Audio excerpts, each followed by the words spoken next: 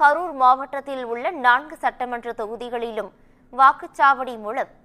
வாக்குச்சாவடி நிலை அலுவலர்கள் மூலம் வாக்காளர்களை தேடிச் சென்று படிவங்கள் வழங்கும் பணி தொடங்கியுள்ளது.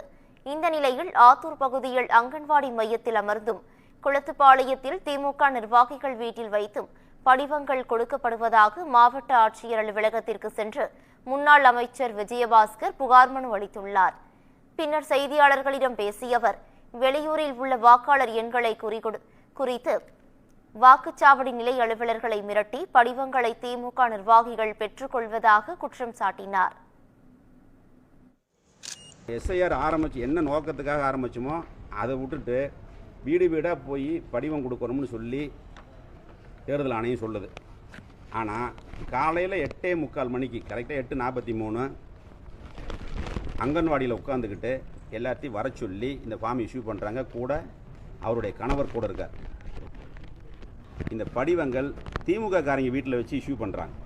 பிஎல்ஓ இல்லைங்க. பிஎல்ஓ இல்லாமல் படிவத்தை திமுக காரங்க வீட்டில் வச்சு இஷ்யூ பண்ணுறாங்க.